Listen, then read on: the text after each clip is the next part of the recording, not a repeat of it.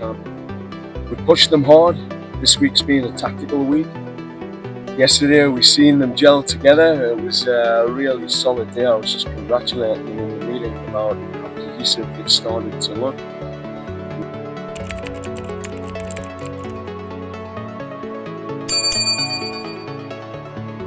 Delapan hari, 50 nama dipanggil, tapi hanya 23 kursi. Kalau benar kata pelatihnya, di skuad yang akan turun ke turnamen yang sudah 30 tahun berdiri dan belum sekalipun membiarkan kita mengangkat trofinya. Dan di sebuah sudut Gianyar, di pinggir lapangan yang masih basah oleh embun pagi, pelatih yang pernah membawa Kanada ke Piala Dunia mengucapkan satu kata yang jarang diobral pelatih sekelasnya. Solid. Selamat datang di Revolusi Timnas Indonesia, channel tempat kita membedah timnas dengan data, bukan dengan drama. Sebelum kita bongkar apa yang sebenarnya terjadi di Bali, berhenti sebentar. Tulis di kolom komentar sekarang satu nama yang menurut Anda pasti lolos pencoretan, dan satu nama yang menurut Anda terancam pulang. Tulis sebelum menonton sampai habis. Karena begitu daftar resmi keluar, kita akan kembali ke komentar Anda, dan kita buktikan siapa yang membaca tim ini lebih tajam, Anda atau media. Hari ini kita bedah 3 hal. Apa yang benar-benar terjadi di pemusatan latihan Bali, apa arti kata solid dari mulut John Herdman, dan apakah kata itu bisa dipercaya, dan sisi keras yang jarang dibicarakan. Di balik satu kata manis itu, ada puluhan pemain yang sebentar lagi harus mengemas koper. They know what the possibility is.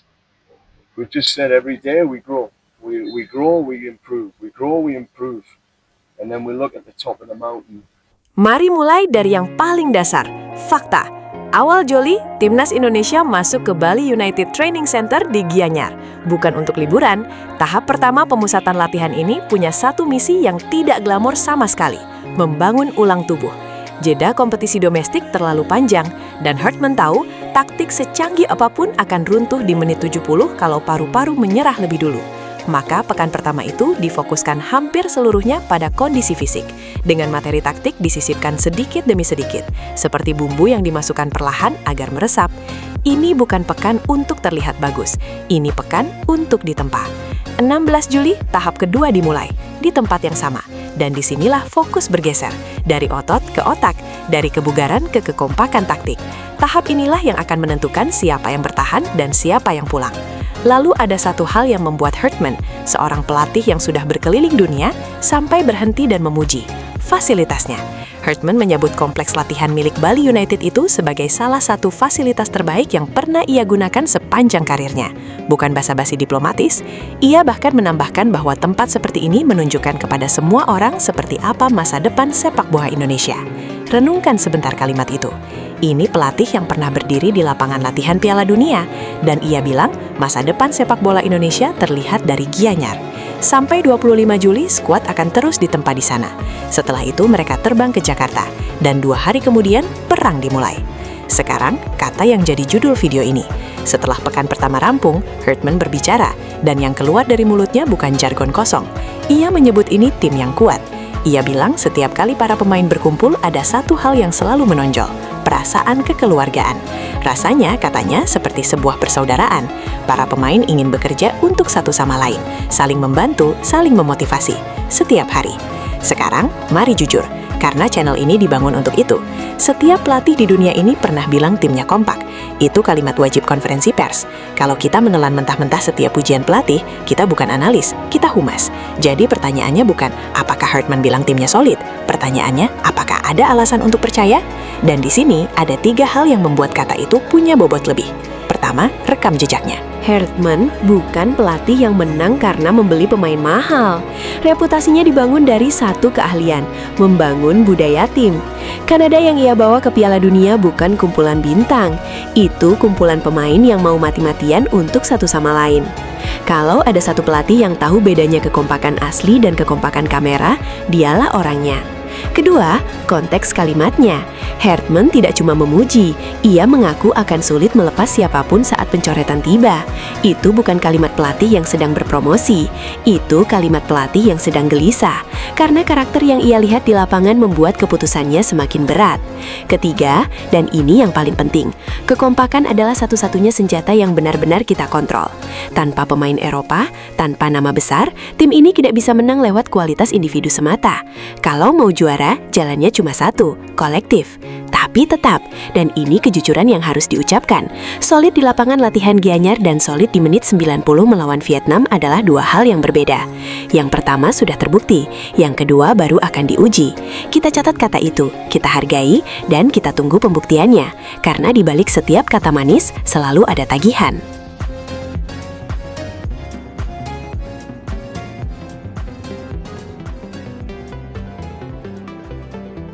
I think that's pretty clear. We are competing to win. So that's the main focus.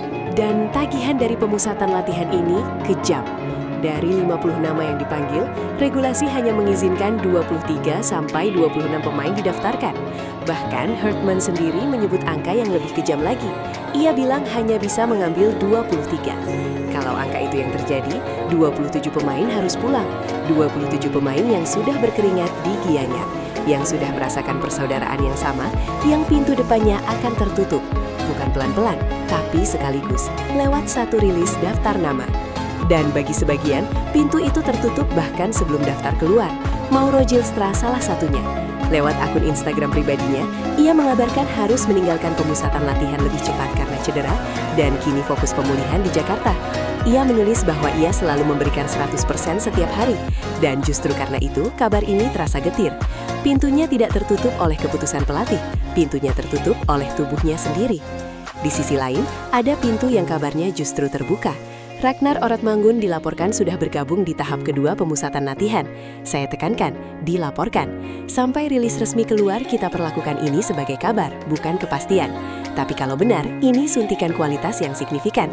Lalu satu fakta yang harus terus diulang, karena masih banyak yang salah paham. Tidak akan ada pemain Eropa di turnamen ini, titik. Bukan karena mereka tidak mau, Piala AFF edisi Juli sampai Agustus ini berada di luar kalender FIFA. Artinya, klub-klub Eropa tidak punya kewajiban apapun untuk melepas pemainnya. Hartman sudah mengonfirmasi itu sendiri. Dan disinilah cara pandang menentukan segalanya. Anda bisa menyebut ini kelemahan, atau Anda bisa melihat apa yang sebenarnya sedang terjadi. Untuk pertama kalinya dalam waktu yang lama, panggung ini sepenuhnya milik pemain Liga Domestik. Merekalah yang akan membuktikan atau mematahkan kata solid itu. Sekarang lihat kalendernya, karena jam terus bergetak. 24 Juli, turnamen dibuka. Dan 3 hari kemudian, 27 Juli, di Stadion Pakansari Bogor, Indonesia turun ke laga perdana melawan Kamboja. 8 hari dari sekarang. Grup kita bukan grup ramah tamah. Ada Vietnam, juara bertahan. Ada Singapura yang tahu persis cara menyakiti kita di turnamen ini. Ada Kamboja yang terus berkembang. Dan satu tim lagi dari jalur playoff. Dan di atas semua itu, ada beban yang lebih tua dari sebagian pemain di skuad ini. 6 kali kita masuk final. 6 kali. Dan 6 kali pula kita pulang dengan medali perak yang rasanya lebih berat dari emas manapun. 30 tahun turnamen ini berdiri. Trofinya sudah singgah di Bangkok, di Hanoi, di Singapura, di Kuala Lumpur. Belum pernah di Jakarta. Maka kata solid dari mulut Hartman itu bukan sekedar update latihan.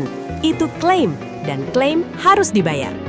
Dimulai dari 3 poin melawan Kamboja di depan publik sendiri. 8 hari lagi kita tahu apakah persaudaraan di Gianyar itu nyata. Sekarang kembali ke tebakan Anda di awal video tadi. Nama yang Anda tulis, yang pasti lolos dan yang terancam pulang. Begitu daftar resmi dirilis, buka lagi komentar Anda. Balas komentar Anda sendiri, benar atau salah. Saya akan baca satu persatu. Dan tebakan paling tajam akan kita bahas di video pengumuman skuad. Kalau Anda ingin mengawal 8 hari ini bersama-sama, laga demi laga, data demi data, tanpa hype dan tanpa drama, subscribe dan nyalakan lonceng. Di sini kita tidak jualan mimpi, kita membaca fakta. Ikuti terus, Revolusi Timnas Indonesia.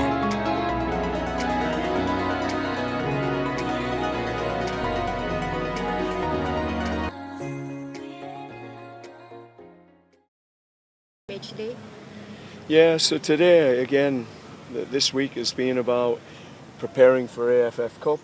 I think that's pretty clear. We are competing to win. So that's the main focus.